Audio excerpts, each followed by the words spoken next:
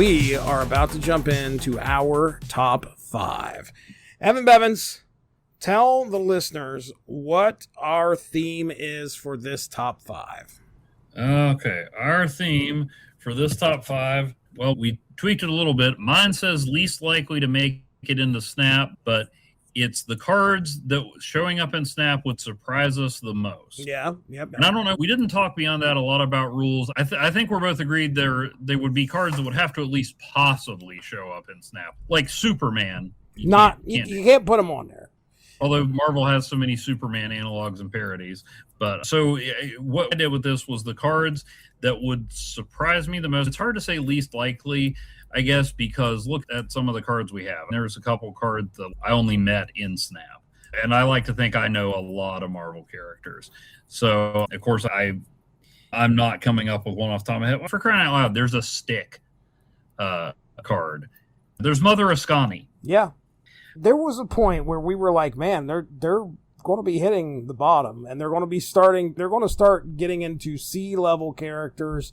We were talking about this. Dragon Lord. Yeah, we were talking about this is stuff that I didn't even know existed. Dragon Lord, yeah, is exactly the guy I'm talking about. So it's hard to say who would be least likely. Yeah. But so there's a chance with all of these, except, again, perhaps for the Western characters. Like, if you can't get Two Gun Kid into the cowboy-themed season, sorry, dude, it's not happening. What are you doing? Maybe in late 2027 we'll get Fractured or Frontier. But yeah, so these are characters who could appear. Maybe one of mine would take a little finagling, but stranger things have happened. These are all characters who could conceivably appear in Marvel Snap, but we would be very surprised if they actually did. Yeah. Yeah, and you could also say we play fast and loose here with the rules. You could also interpret surprise as like a joyful surprise, something that made you happy. Well, not characters that we don't want to see. Yeah, at least one of these guys, if he actually showed up, I'd be like, why are we doing this? But there's a good reason why it would surprise me, other than the fact that he's not a character I would want to see. So yeah, there's at least 2 of these characters that I would love to see in Marvel Snap, but would be very surprised. All right. Well, okay, let me start. I'm trying to find...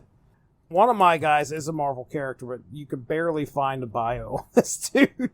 But if I told you what it was, you'd know exactly what it is. But let me start out with number 5. So my number 5, again, Marvel Snap will take it to the limit sometimes, and you'll be genuinely surprised. I remember seeing one more time. So I remember being genuinely surprised when I saw Blink show up and the fact that they were doing the Exiles. I was like, wow, this is great. And I never expected them to get to this point. So my number 5, any of the Great Lakes Avengers. We technically have 1. Okay. All right. And who's that? Actually, we technically have 3. Okay. Run them by me. Hawkeye, Mockingbird, and Squirrel Girl. Oh, okay. All right. So the original Great Lakes Avengers? Oh, yeah, no, we don't have any of them. Although 40% of them have appeared in the Marvel Cinematic Universe. Okay. So who do we got here? I think I wrote down who we have just to kind of throw this out there. Oh, I can tell you. Good. I'm glad. Mr. Immortal. Mr. Immortal, which, by the way, I have a perfect power for. Okay? Okay. You can continually destroy him, and no matter what, he comes back. So you lay him out there. He's perfect for a destroy. Do you get any bonus for him coming back? Oh, well, that's a bummer. All right. That makes sense. All right, continue. Okay, Flat Man. Okay, all right. 2-dimensional Reed Richards, basically, at least in terms of his look. Then we have Dinosaur. The pink pterodactyl lady. Yep. We have Big Bertha. And who basically can control her fat cells to the point where she can be a blob-like bruiser or the world's most successful supermodel. Nice. And then finally, we have probably the 3rd biggest star, the Wonder Man series, Doorman. That's right. I forgot all about Doorman. Of those, which one do you think would have the most likelihood of possibly showing up? I'm going to say Doorman. Yeah, probably Doorman, since he was in an MCU show, although its second season did just get canceled. So that's sad. Which is unfortunate. Well, I honestly would rather just think that Trevor Slattery and what's his name just got away with everything, and that's the end. We don't have to worry about anything else. I want more Trevor Slattery. Like the show is, and the dude that played Wonder Man was great, but yeah, my interest in the show was Trevor Slattery, Doorman, everything else. That's my number 5. What's your number 5? My number 5, he wouldn't be the first denizen of the year 2099 to appear in Marvel Snap, but given the way some people think of him, he might be the last, the very last. That is Jean-Philippe Ravage himself, Ravage 2099. I've never seen that comic. Bet you haven't. So, yeah, that's right. Ravage 2099, the head of the eco pseudo law enforcement corporate enforcer division, supposed to be protecting the environment. He's a pretty laid-back guy who absolutely could have been played by Mel Gibson if they had just taken this straight to a movie instead of making comic books like losers. But Ravage, aside from being the only 2099 launch title that didn't have a present-day Marvel analog, was written and co-created by none other than Stan Lee and former U.S. Speaker of the House, Paul Ryan. Are you sure about Might that? have been a different Paul Ryan. But, yeah, and so if you were hosting a podcast that talked about 90s comics and asked your listeners to vote on which comic you talked about, and you gave them 4 2099 titles, you might start with the launch titles. But some people decided not to do that. So some other people have written blog posts about almost all of the Stan Lee issues, although it's taken them 3+ years to get through all 7 of them. Mm-hmm. So anyway, my point is, it's not outside the realm of possibility. We need more people to slap those neon pink 2099 borders on. Yes, we do.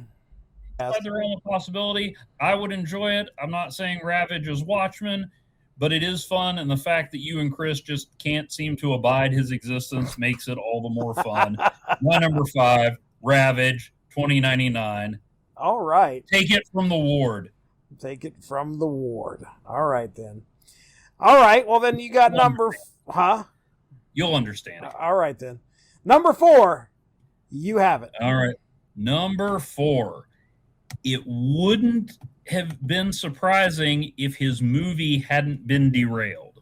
This guy was set to star in a movie. Apparently, there was rumor Ana de Armas was going to be in it. Sony, in their Spider-Man-less Spider-Verse, already had a big star attached. You may know him from Happy Gilmore 2 or some other stuff. He dabbles in music a little. Guy by the name of Bad Bunny. Oh, okay. Was at one point attached to play El Muerto. Oh, boy. Who appeared in, I think, 2 whole issues of Friendly Neighborhood Spider-Man and a Civil War source book. And a Civil War source book. Yeah. El Muerto, and because it's been a while since when they announced the movie with Bad Bunny attached, I actually bought an extra copy of one of the issues of Friendly Neighborhood Spider-Man written by Peter David out of a dollar bin, and I was like, oh, I'm going to sell this one. I didn't. From the Marvel Fandom Wiki, Juan Carlos Sanchez was trained his entire life by his father, Marcus Estrada de la Garcia, to be the next in a long line of El Muertos, masked wrestlers who wore mystical masks that granted them power. At one point, Sanchez would have to defeat a masked hero, and he decided Spider-Man would be the guy, and J. Jonah Jameson set up a wrestling match because J. Jonah Jameson is all the time helping people pound on Spider-Man until he realized who he was and became his biggest cheerleader on his podcast, Threats and Menaces. Oh, yes. So El Muerto with 2, maybe 3 if you stretch it, comic appearances to his name. Very unlikely, did I suggest him when I pitched that Unlimited Class Wrestling season? Because if I didn't, I should have. But unless we get that, or unless Marvel and Sony decide, yes, Bad Bunny, we do want you to play El Muerto after all, probably not going to see him in Marvel Snap anytime Yeah, if we did, a second dinner in second dinner fashion would provide you with a lucha variant. Oh yeah. There you go. He's in the ring, and oh, hey, by the way, here's a variant of him in the ring. So, I like it. El Muerto. All right. So, yeah. All right. Number 4, I am going to go with a variant of my favorite vigilante, and that is Frankencastle. Oh. So, I would be surprised. I'm surprised we haven't gotten Frankencastle. Yeah, we need some more Punisher like related cards. I think the least likely is probably going to be Frankencastle. We'll probably get Micro. Less likely than Avenging Angel Frank. Well, okay, all right. So Micro is going to be coming first. I'm sure he'll show up first before we get anything Frankencastle related. Micro's already in the game. Microchip is not in the game. Yeah. Well, they don't call him Micro. It's Thing First Steps. Okay. No, you get the reference? Hold on. So is he voiced by the dude that played Micro or something, or what? Yes. Okay. All right. Yes, like All right. Alfre Woodard and Gemma Chan, and sort of technically Mahershala Ali. He has 2 roles in the MCU. Well, yeah, I'm going with Frankencastle. I think it'll be very surprising if we ever do see Frank Castle as a Frankenstein. It'll be fun. So there you go. I'm telling you, he's in Marvel Puzzle Quest. Then maybe there'll be a There's push. a lot of weird stuff in Puzzle Quest. So.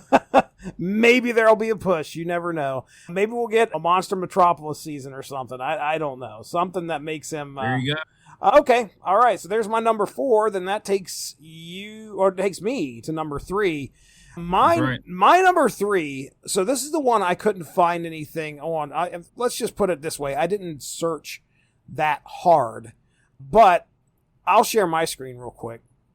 Okay. Because when I say this superhero, you might think it's actually one superhero, but it's actually one Marvel character. Mm-hmm. This is actually somebody different. So I'm going to go with Mad Dog. And the only reason I'm putting that out there is because I'm thinking of when Chris and I covered the issue Mad Dog. This was an interesting comic book and an interesting superhero, because do you remember anything about Mad Dog and what this is about? I do not. Okay. I didn't even remember he existed. So Bob Newhart had a sitcom called Bob. It aired from September 18th of 92 to December 27th of 93 for 2 seasons. The first season, so Newhart portrayed Bob McKay, the creator of a 1950s comic book superhero, Mad Dog. Mad Dog was a casualty of the Comics Code Authority, a real-life self-regulation authority formed to assuage concerns over violence and gore in comics in the 1950s. In the wake of the CCA, Bob became a greeting card artist. In the pilot, Mad Dog is revived when the American-Canadian Transcontinental Communications Company buys the rights to the series. Complications ensue when Ace Comics head Harlan Stone insists Mad Dog should be a bloodthirsty vigilante rather than the hero Bob originally created. This is 90s comics all over. Bob initially turns down Harlan's offer to revive the series with the publisher, but after his wife Kay reminds Bob that Mad Dog would never give up on his dreams, in the face of defeat, he decides to compromise with Harlan on creative direction and go back to do the revival. In the final episode of the first season, Amcan Trancon Comco is sold to a millionaire who hates comic books, and the entire Mad Dog staff, including Bob, is fired. So the interesting thing about the comic is it's a flip book. So half of the issue is the bloodthirsty 90s vigilante Mad Dog, and the other side is a Bob McKay 1950s version Silver Age throwback. So me and Chris actually covered the book when we put it out there for a poll. I think it may have won a poll, or we just decided to cover it. I'm trying to find Oh, yeah, here you go. The season 1 episode You Can't Win played upon series Comic Books Connection by guest starring comic book artists Bob Kane, Jack Kirby, Mel Lazarus, Jim Lee, Mark Silvestri, Mel Kiefer, Paul Power, Art to Bear, and Sergio Aragones. Wow. So I remember watching that, and he's like at the office, and you could pick him out. You're like, oh, that's Jim Lee. Holy crap. There's Mark Silvestri. Oh, wow. It's pretty. Yeah, I had no idea. I didn't either until we covered the comic book a long time ago. It went for about 6 issues. They don't even have his comic listed on his wiki on Fandom. Isn't that funny? Although I do have an issue of Fantastic Four that he appeared in. Oh, really? It was in Acts of Vengeance when all the fifth-rate villains were attacking the FF. All right. Well, there you go. That's my number 3. That's Mad Dog. Don't think he's going to be showing up in Marvel Snap anytime soon, but you never know. All right. So that takes us to your number 3. Yep. And this guy now, he's a relatively new character, doesn't have a lot of appearances under his belt, but we do know that Marvel Snap appreciates meme culture quite a bit. And this guy, I'm pretty sure his origin was a meme. Okay. And that is Katema, the son of the Black Panther. Oh, no.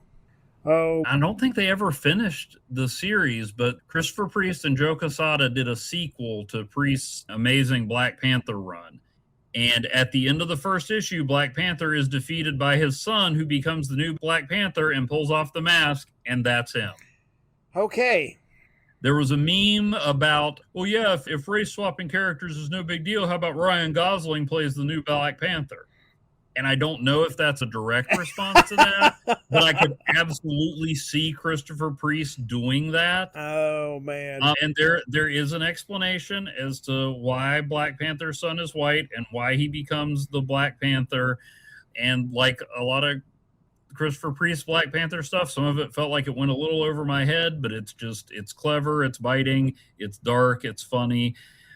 I don't think we would see him, but half of our image emotes are parodies of memes anyway, and this is a character who seems to have been born from a meme. So never say never, but I would be pretty surprised to see Katema, the white Black Panther, in Marvel Snap. That's probably a safe bet. All right, so that's your number 3. Then you got number 2. Number 2 is a character who's kind of boring, kind of repetitive. Even the fact that he's blind and a dangerous fighter, there's plenty of those in Marvel. He's a big guy. He's strong. He's a bruiser. He's X-Men adjacent.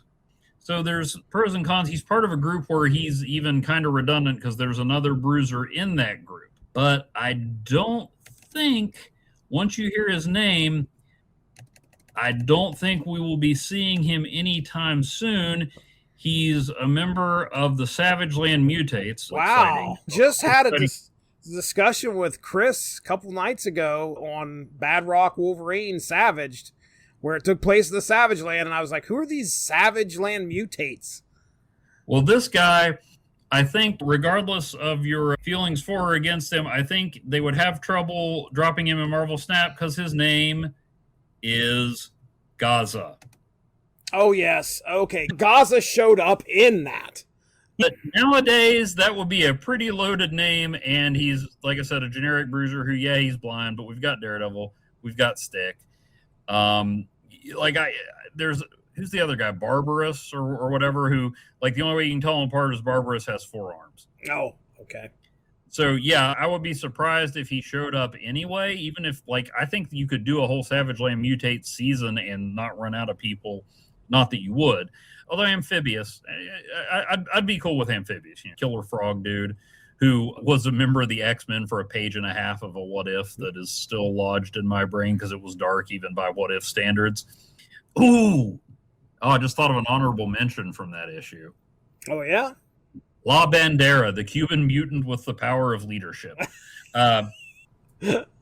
That's the only comic I've read with her in it. But yeah, I think she has a better chance of making it into Marvel Snap than Gaza, number 2 and 3. A little bit of an issue with the name, for sure. Loaded name there.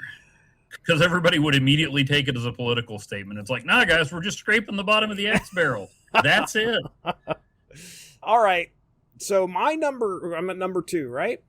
Yes. All right. I'll describe number 2, and we'll see if you can get number 2. Okay. So number. Well, I mean, I've been having a lot of fiber lately. Didn't have any trouble. You might be able to get number 2. All right. So my number 2, she made her first appearance in a timely comic in 1945. Okay.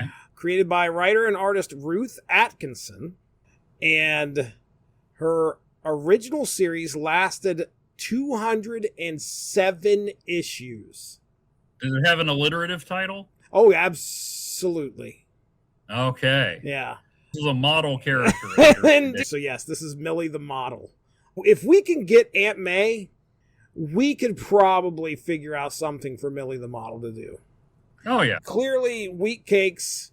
Millie the model, maybe I don't know. I feel like Venus might have taken a lot of her thunder, though, or something that Millie could have done. But I would be really surprised if we do see Millie the model. But again, Marvel Snap is always looking to provide the players with just a little something that they weren't expecting. So you never know. Well, I think we have a better shot at getting one of Millie's contemporaries. And that is Patsy Walker. Patsy Walker, Hellcat. AKA Hellcat. Yes. Yep, I could see that. It would not surprise me to see her in Marvel Snap. 100%. All right, well, number 1 for me. My number 1, let me find my list here. Someone near and dear to my heart. First originally appeared in the 1987 graphic novel. Graphic novel. Known as Excalibur, The Sword is Drawn, or the special edition. Yes, it is Joy Boy. I want to see Joy Boy on a card. Are we going to get Joy Boy? It's like there's so many other characters you're probably going to see before we get Joy Boy.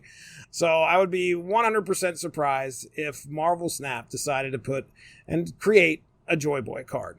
I would love to When I suggested this, Jesse, I thought Joy Boy was going to be on your list. Actually going to be a little disappointed if he wasn't.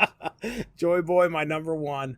Ladies and gentlemen, I hope you get the opportunity to go find Joy Boy, all one word, I believe. Go find a picture of Joy Boy, and you'll see exactly how interesting that Marvel Snap card would be. It's not like we haven't had any other crazier ones. We could see Dupe. We could see all sorts of crazy stuff like that before I think Joy Boy would get on a card. But anyway, there you go. That's my number 1, Joy Boy. Evan Bevins, you have the floor, sir. Well, first of all, I feel the need to tell you, I think I may have sent this to you, but I have seen Joy Boy in Marvel Snap. Okay. But it was a player's username. Yes. I do remember that. And in fact, I think the first time I took a screenshot and said, "Is this you?" That's awesome. Yeah, if they introduce that Joy Boy card, your reaction would probably be, "Oh baby, oh baby, oh baby." All right, what's your number 1? Well, my number 1 couldn't appear in Marvel Snap right now. Okay, but he is a Marvel character, and actually, I just thought of someone who could be tied with him. But we'll just go with this one. Okay, because. Yeah, actually, in a way, I would be more surprised to see this guy because, not unlike Ravage 2099, some people don't want you to remember he exists. Oh, wow. And those people have a lot of money and probably control the rights. But even the Clone Saga has been redeemed. There's always a chance that Snap and Marvel and someone at the NFL marketing office will say, you know what? Why don't we bring back NFL Super Pro? Oh, okay. Not who I thought this was going to be. Okay. Oh, really? Yeah. Well, your contextual clues led me down a way where I was like, oh, this is going to be that guy. But no, it is not. So... Well, yeah, this was a tie-in with Marvel and the NFL. Fabian Nicieza. The first 3 issues of this, I'm blanking on the artist's name. I actually did on my blog. I read through all 12 issues plus the special. Let me give him credit because whatever issues there were with this comic, the art was not one of them. not that he did all of the art, but most of the issues were drawn by a comic artist by the name of Jose Delbo, who did a lot of Wonder Woman. He's an accomplished comic artist. But yeah, NFL Super Pro was a football player, number 1 draft pick of the Philadelphia Eagles, was injured, caught on with the Chicago Bears, got injured again, I believe saving the quarterback's son from like falling out from a great height in the stadium or something. Oh, wow. Became a broadcaster, went to interview a scientist who collected football memorabilia and just happened to create armor that would make someone the perfect football player. There was a robbery, there was a fire, there were some questionable chemicals melting, and suddenly Phil Grayfield had superpowers and was NFL Super Pro. That cover that I shared with you was Spider-Man on the cover of his first issue. That's the closest they came to teaming up since they never actually met face to... Well, they did in their secret identities, but basically Spider-Man was just kind of there while Phil did his thing, kind of like Indiana Jones and Raiders of the Lost Ark. Didn't really impact the plot. I'm not an Indiana Jones scholar, but that does amuse me. So yeah, he would also go on to team up with Captain America at one point, like actually team up. They met each other and everything. Who else? I think no, I guess it was just Cap and Spidey. That's 2 big Marvel heavyweights, in my opinion. So 13 issues, I think an appearance in What The, and then he's never seen the light of day again. Oh, man. In a world where a Deadpool movie makes $1 billion, I think there's room for NFL Super Pro. I would like to see this. Maybe we get some other sports-themed superheroes at the time that this season releases. That would be nice. We get a Super Pro football season right around the corner. There's no sense in not tying in with the NFL. Do a promotion with the NFL. Could you imagine? Marvel Snap, they got into video games. Marvel Rivals, great. How about we do a little tie-in with the NFL? And hey, that is money all over. What are we waiting for here? Then you get some of the guys from Kickers Inc. Oh, none of whom were kickers. Not a single one. And then, hey, finally give Sasquatch a proper card because he made the money for his experiments that turned him into a Bigfoot playing for the Green Bay Packers. Yeah, well, there you go. Beautiful, wonderful. What a way to just basically cap this off. This was but who did you think I was going for? I want to show you. Okay. I'm scrolling through Reddit because I saw this picture on Reddit 4 days ago. According to Reddit, 4 days ago, I saw this and I was like, oh, look at that. You had mentioned this card. And I was like, oh, I thought that's where you were going. What's interesting is that we're going to get an answer to a question that you had earlier by the post above this. So let me go ahead and share my screen real quick. I thought you were going to suggest Forget Me Not. Oh, yeah. Well, I did think about him, but I'm like, no, I could totally see him being in it. I don't think he didn't actually make my in progress list. I'll be glad to share my outside looking in, the guys that the more I thought about it would actually be more likely to show. The post here from Furious Z Symbiote. He says, I forgot this card was in the game. Well, really, that role's already kind of filled by Echo. And then above that, we get an answer to something you had asked earlier. And that is, somebody used the Ancient One alongside J. Jonah Jameson. We've got Vibranium Rocks yelling crap, mega crap, along with the Ancient One. That's great. So there you go. That's a great way. That's great. Did you have any that you left off? I had on my list were pretty early on there, and then I gradually pushed them out. Ravage was a late addition, but then I was like, yeah, Ravage fits the bill because he's still less likely than these other guys. Like the first one I put on is just a character that he's actually been appearing more in comics lately, and so I feel like it's only a matter of time because he's just weird enough. But 8-Ball from Sleepwalker, right? He's actually been showing up in Moon Knight and stuff. Yeah, so he's been in more comics than Sleepwalker lately. Another one I thought of that we actually touched on in skill cards is Turk. Daredevil, right? Daredevil's informant. Yep. Yeah, and then at one point I thought, well, there's no way they're going to do the Wizard But then I figured, yeah, of course they will. Yeah, they will.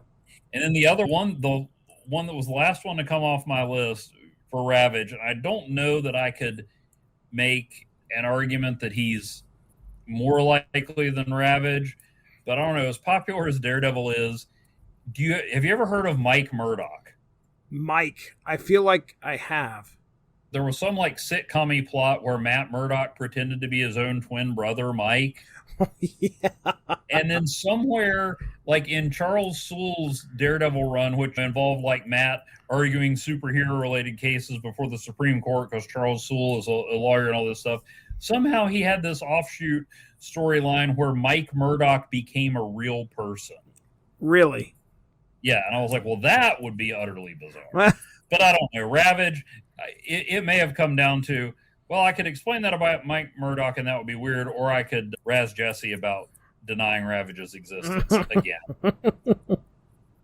And so that's what I went with. The other one that I thought of as I was talking about NFL Super Pro, because I can't imagine they're doing anything else with him, so why not put him back in Marvel, is Meteor Man.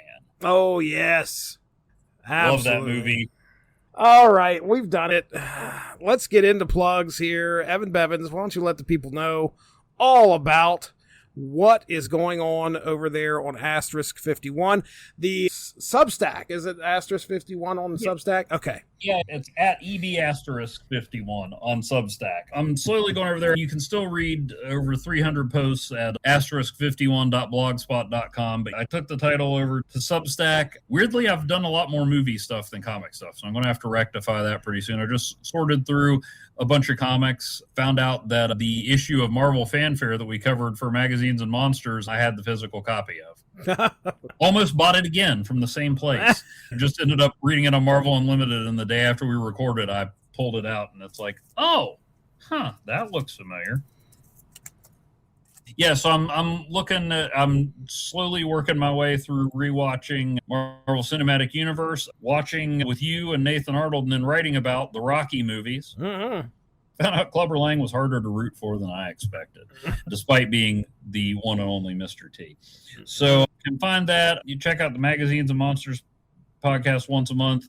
Billy, a.k.a. Doc Strange, Ed Moore, and I get together to talk Marvel Fanfare, which, let's see. Okay, this was a Doctor Strange one featuring Doctor Strange, the Nightcrawler, and Jim Mandarin, Doctor Strange's weird neighbor.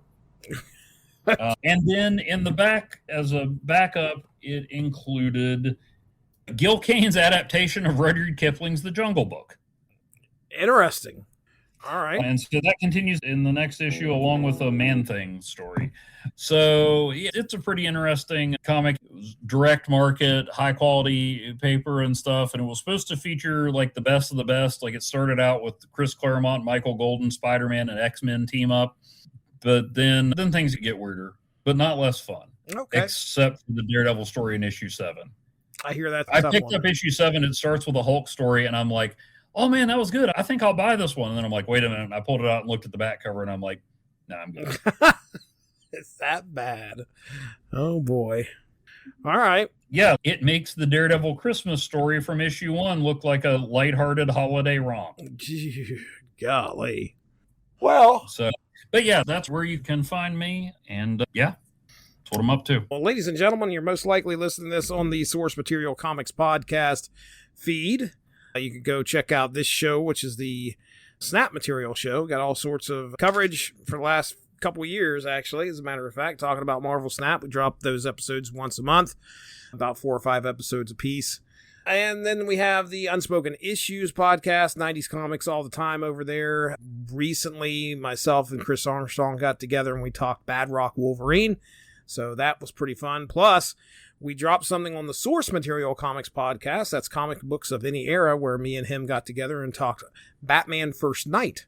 And then, yeah, you can hear me and Mark Radlich start to talk. I think next month we're going to be talking Batman Murderer, Batman Fugitive. So that's going to be a 2-month deal right there. So you can check that out. That being said, we are getting out of here. That over there is Evan Bevins. I am Jesse Starcher. We will talk to you soon. Have a good one. Bye-bye.